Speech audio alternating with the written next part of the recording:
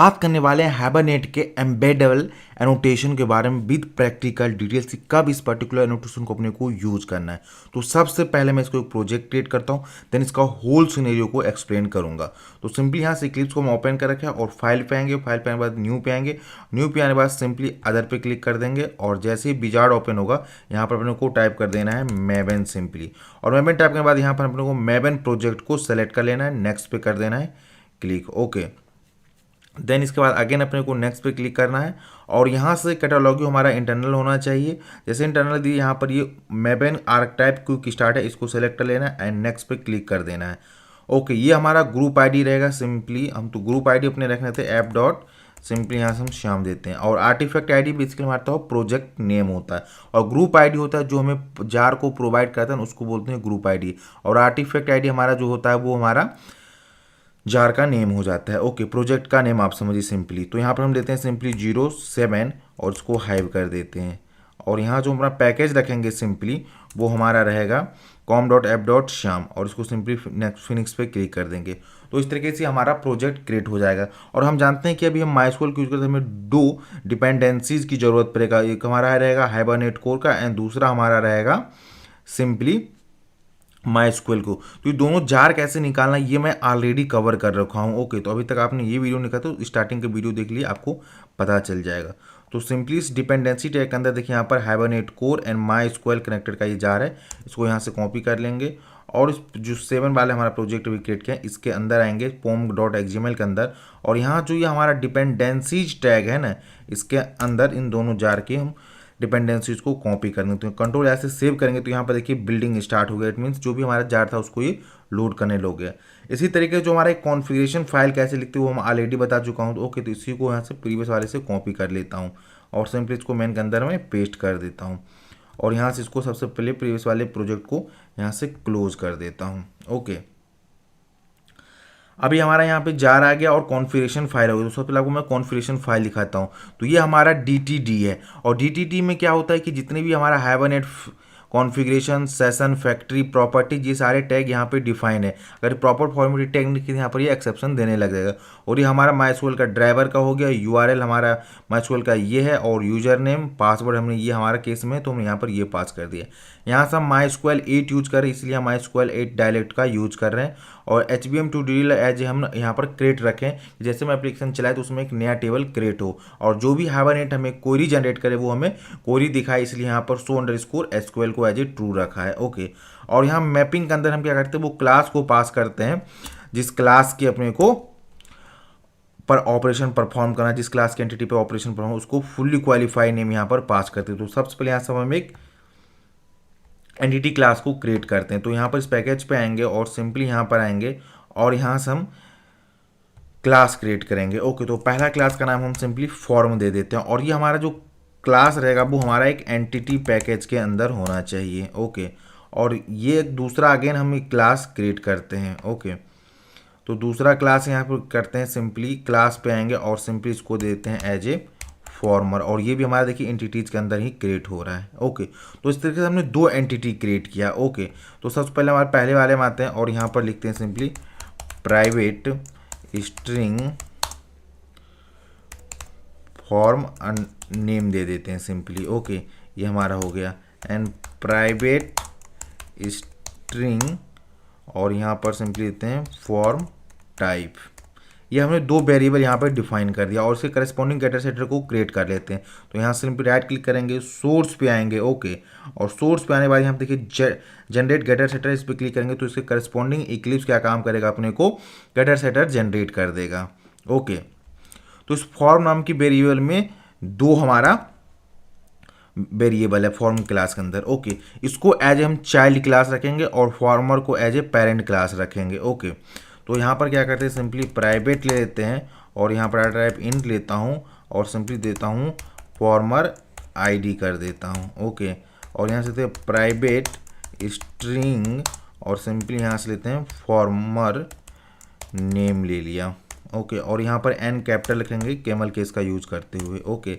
और यहाँ पर लिखते हैं प्राइवेट और यहाँ से हम वेरिएबल नेम जो लेंगे फॉर्म लेंगे, ये वाला फॉर्म, और सिंपली यहाँ पे बोलते हैं फॉर्म, ओके।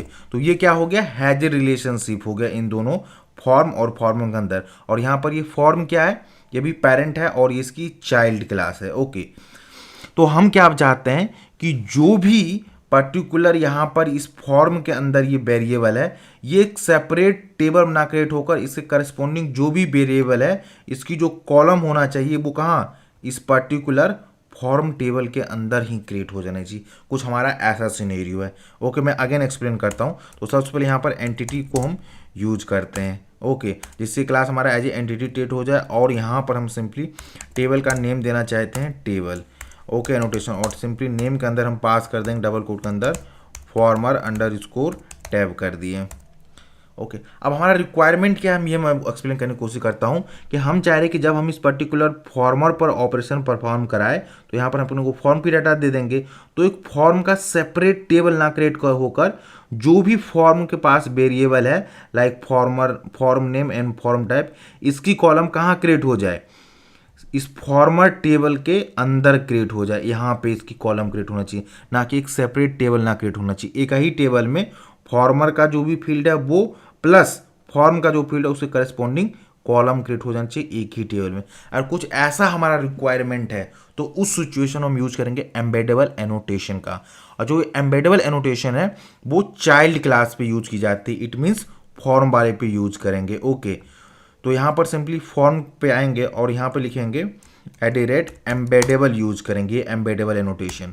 अब ये एनोटेशन का बेसिकली होता है मीनिंग क्या है, इससे ये पता होगा कि हाइबरनेट ये समझेगा कि इसके करस्पॉन्डिंग इसको टेबल क्रिएट नहीं करना है, जहाँ पर इसको as a child class use किया गया होगा वहाँ पर इसको उसके पर्टिकुलर पेरेंट टेबल में इसके करस्पॉन्डिंग कॉलम को क्रिएट करना है। इट मीन्स क्या होगा, इसको एक सेपरेट टेबल क्रिएट नहीं करना है, जहां पर इस पर्टिकुलर क्लास को एज ए चाइल्ड यूज होगा उसी टेबल के अंदर इसके करस्पॉन्डिंग कॉलम को क्रिएट कर देंगे। वो करस्पॉन्डिंग कॉलम क्या होगा, form name and form type.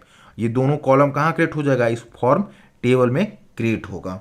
इस एम्बेडेबल एनोटेशन का मीनिंग ये हो गया कि हाइबरनेट समझेगा ना इसके करस्पॉन्डिंग उसको सेपरेट एक टेबल नहीं क्रिएट करना है, इसको वहां पे क्रिएट करना है जहां पर ये जो चाइल्ड यूज हो रहा वहां पे उसके पर्टिकुलर टेबल में। ओके, तो ये हो गया। और यहाँ पर इसको एज हम आईडी यूज करते हैं।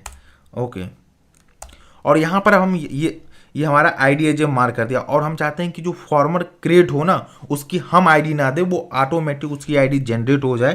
तो वो कैसे होगा अभी तक मैं एक्सप्लेन नहीं किया हूँ, लेकिन मैं नॉर्मली इस वीडियो में इंट्रोडक्शन दे देता हूँ। ओके, तो यहाँ लिखेंगे जनरेटेड वैल्यू, और इसके अंदर सिंपली पास करेंगे स्ट्रेटजी, और इसके अंदर फिर पास करेंगे जनरेशन टाइप डॉट, और उसके देखिए बहुत सारे इनम्स है, ऑटो, आइडेंटिटी, सीक्वेंस, टेबल, इन सब का अपना मीनिंग है। एक सेपरेट वीडियो में इसके बारे में भी प्रॉपर डिटेल से बात करेंगे। और अभी के लिए मैं आइडेंटिटी यूज करूंगा क्योंकि मैं अभी माइस्क्वेल यूज कर रहा हूँ, इसलिए माइस्क्वेल में सपोर्टेबल है आइडेंटिटी, तो यहाँ पर इसीलिए आइडेंटिटी यूज कर रहा हूँ। ओके, तो अब देखिए बेसिकली होगा क्या, जब ये प्रोग्राम चलेगा तो उस फॉर्म टेबल के अंदर क्या होगा, फॉर्मर की आईडी, फॉर्मर की नेम, प्लस इस फॉर्म के पास जो वेरिएबल है उसके करस्पॉन्डिंग जो हमारा ये कॉलम क्रिएट होगा, form name and form type create हो जाएगा यहाँ पे इस एम्बेडेबल एनोटेशन की हेल्प से। ये हाइबरनेट को इंडिकेट करेगा कि इसके करस्पॉन्डिंग इसको टेबल जो भी कॉलम क्रिएट होगा इस पर्टिकुलर टेबल में क्रिएट करना है। ओके, ये हमारा होल सिनेरियो था।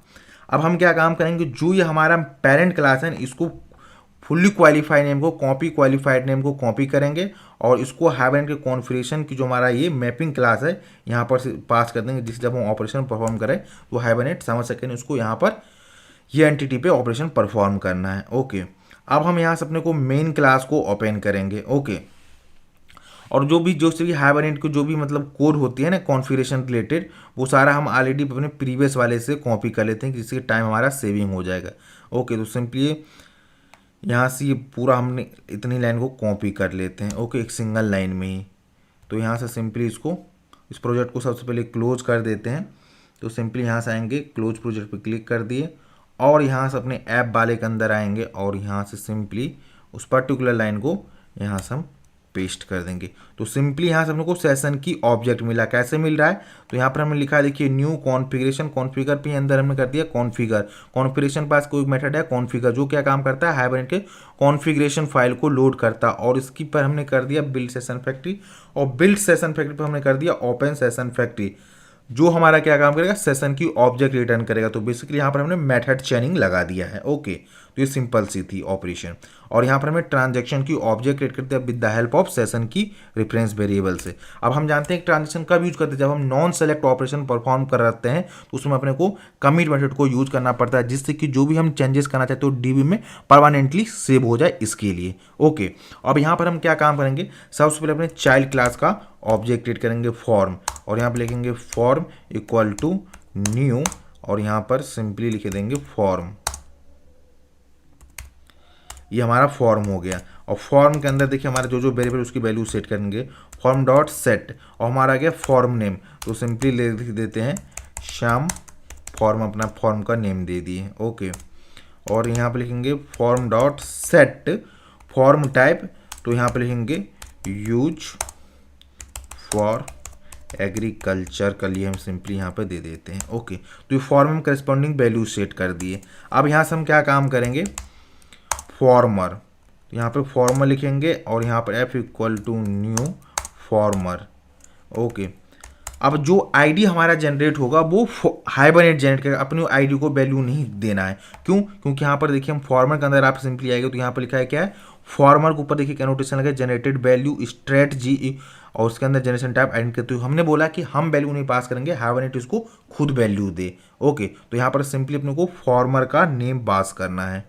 ओके, तो यहाँ पर लिखेंगे सिंपली एफ डॉट सेट, यहाँ पर लिखना है एफ डॉट सेट को यूज करना है, सेट फॉर्मर नेम कर देते हैं। ओके, तो ये सजेस्ट नहीं कर रहा है बेसिकली अभी के लिए।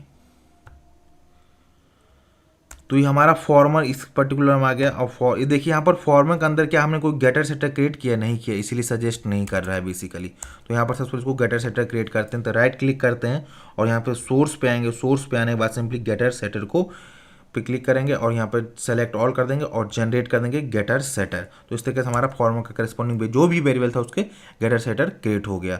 और यहाँ पर ऐप पर आएंगे और यहाँ पर लिखेंगे सिंपली लिखेंगे फॉर्मर नेम, और फॉर्मर नेम हम सिंपली देते हैं श्याम, पास कर दिया। ओके, अब हमारा दूसरा वेरिएबल क्या है, एफ डॉट सेट फॉर्म, और फॉर्म क्या ले रहा है, एज ए ऑब्जेक्ट ले रहा है। तो इसी यहाँ पर सिंपली हमने इस फॉर्म की जो रेफरेंस वेरिएबल थी ये पास कर दिया। ओके, तो इस तरीके से हमने इस पर्टिकुलर फॉर्मर के अंदर फॉर्मर नेम एंड फॉर्म की ऑब्जेक्ट को पास कर दिया, आईडी ऑटोमेटिक जनरेटेड रहेगा। ओके, और यहाँ पर सिंपली लिखते हैं सेशन डॉट सेव, और सेव किसको करना है, इस फॉर्मर को सेव करना है। जैसे हम फॉर्मर को सेव करेंगे तो ये क्या काम करेगा, फॉर्मर के जितने भी वेरिएबल था उसको करस्पॉन्डिंग कॉलम क्रिएट करेगा, प्लस फॉर्म के अंदर जितने करस्पॉन्डिंग वेरिएबल था उसको कॉलम को क्रिएट करेगा एक टेबल में। किसके टेबल में, इस फॉर्म के टेबल के पास। ओके, और यहाँ पर लिखेंगे टीएक्शन डॉट सिंपली कमिट को यूज करेंगे, जिसकी डाटाबेस हमारा परमानेंटली चेंजेस हो जाए। अब सिंपली इस पर्टिकुलर प्रोग्राम को रन करते, तो run as a Java application simply hit करेंगे। ओके, और देखिए हमारा यहाँ से प्रोग्राम ये चलना स्टार्ट हो गया। इसको फुल कंसोल पे करते हैं तो यहाँ पर देखिए इस तरह पहले क्वेरी चला है drop table exist former, then यहाँ पर एक टेबल को क्रिएट किया, क्रिएट टेबल फॉर्मर, और यहाँ पर देखिए form type, form name, ID and यहाँ पर फॉर्मर नेम, और इसके करस्पॉन्डिंग पूरी जो भी थी वो वेरिएबल क्रिएट कर दिया। देन इसके बाद इसने एक इंसर्ट की क्वेरी चलाया, ये वाली क्वेरी। ओके, अब हम आते हैं सिंपली अपने माई ड्राइवर में, और यहाँ से आपको दिखाता हूँ माई हैबर मेरा ये डाटाबेस का नेम है, और यहाँ से इसको रिफ्रेश करता हूँ तो देखिए एक टेबल क्रिएट हुआ होगा। तो सिंपली यहाँ पे आते हैं और दिखाता हूँ आपको फॉर्मर टैब नाम से। तो देखिए जैसे मैंने फॉर्मर टैब को ओपन किया तो यहाँ देखिए फॉर्मर आईडी 1 आ गया, फॉर्मर नेम आ गया श्याम फॉर्म, फॉर्म नेम हमारा क्या आ गया श्याम फॉर्म आ गया, form type use for agriculture and farmer name Shyam आ गया। ओके, तो देखिए ये जो दोनों जो कॉलम है form type and form name, ये किसकी है, फॉर्म की वेरिएबल है। इसको कहाँ पे क्रिएट कर दिया, इस पर्टिकुलर फॉर्मर टेबल में। तो हमारा कुछ रिक्वायरमेंट ऐसा है कि एक एंटिटी की जो भी उसकी करस्पॉन्डिंग वेरिएबल है वो दूसरे एंटिटी में उसका कॉलम क्रिएट हो, ना कि एक सेपरेट टेबल में हो। तो उस सिचुएशन में हम एम्बेडेबल एनोटेशन को यूज करेंगे। ओके, जो हमारा एम्बेडेबल एनोटेशन होता है वो चाइल्ड क्लास पर हम यूज करते हैं एम्बेडेबल। ओके, तो जब भी आप कोडिंग करेगा तो पहले चाइल्ड क्लास की कोडिंग करेगा, उसके अंदर क्या क्या वेरिएबल देंगे, देन उसके बाद आप उसकी पेरेंट क्लास की कोडिंग करिए वाली, और वहाँ पर वो वेरिएबल को डिफाइन करिए। इस तरीके से आप स्टैंडर्ड को मेंटेन कर सकते थे। आई होप आपको इस पर्टिकुलर वीडियो का कॉन्सेप्ट समझ आया होगा।